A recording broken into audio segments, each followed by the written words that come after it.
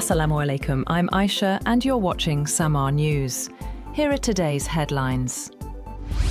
India and Canada have unveiled a series of agreements spanning critical minerals, clean technology and nuclear energy. Speaking in New Delhi alongside Canadian Prime Minister Mark Carney, Indian Prime Minister Narendra Modi described the renewed engagement as a turning point, saying ties between the two countries have gained new energy, mutual trust and positivity. The two countries announced a long-term uranium supply agreement to support India's expanding nuclear power ambitions, alongside cooperation on small modular reactors and advanced nuclear technologies.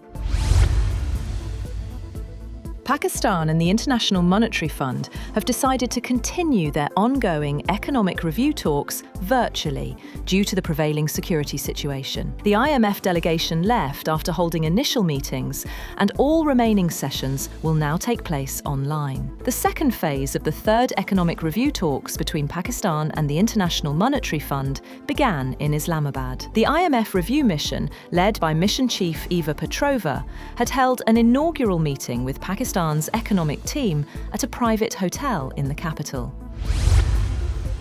Saudi Arabia's state oil giant Aramco has shut its Ras Tanura refinery following a drone strike, after Tehran launched strikes across the region in response to the US-Israeli attack on Iran. An Iranian drone strike targeted the major Saudi oil facility, triggering a small fire at one of the kingdom's most critical refining hubs. An industry source said it was shut as a precautionary measure, and the situation is under control.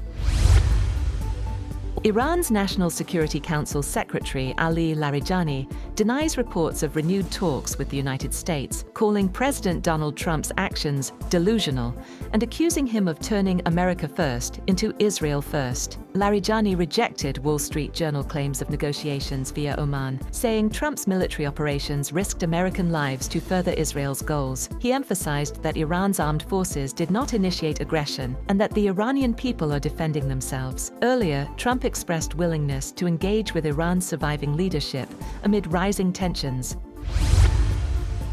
Israeli airstrikes pounded Beirut's southern suburbs early Monday, killing 10 people, after Hezbollah launched missiles and drones toward Israel in retaliation for Iran's supreme leader's martyrdom. The bombardment, concentrated in Dahiyeh, a Hezbollah stronghold, prompted hundreds of thousands of Lebanese civilians to flee, creating chaos across parts of Beirut during Ramadan. Roads were clogged with residents escaping the attacks as Israel ordered evacuations from dozens of villages in southern and eastern Lebanon. Following the killing of Iran's supreme leader, Ayatollah Ali Khamenei, senior US officials remain doubtful that US and Israeli operations will trigger near-term regime change. President Donald Trump called on Iranians to seize this moment and take back your country, but intelligence assessments question whether Iran's opposition can topple the long-standing theocratic system. Officials also noted uncertainty over whether new Iranian leaders would adopt a different approach to nuclear negotiations. British Prime Minister Keir Starmer announced that the UK has granted the United States permission to use British bases for defensive strikes against Iranian missiles. The decision follows Iranian attacks targeting airports and hotels hosting British nationals. Starmer emphasized that the UK was not involved in the recent US-Israel operation that killed Iran's supreme leader Ali Khamenei, and stressed the country remains committed to diplomacy and a negotiated nuclear settlement. British fighter jets are already engaged in coordinated defensive operations.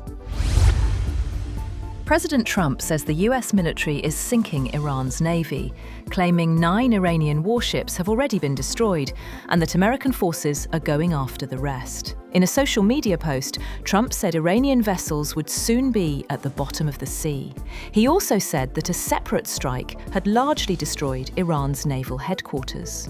Separately, Trump said Iran's new leadership wanted to talk, and that he had agreed. In an interview, the American president noted that some of the previous negotiators are no longer alive, calling the delay a big hit and saying Iran should have acted sooner. That's all for now.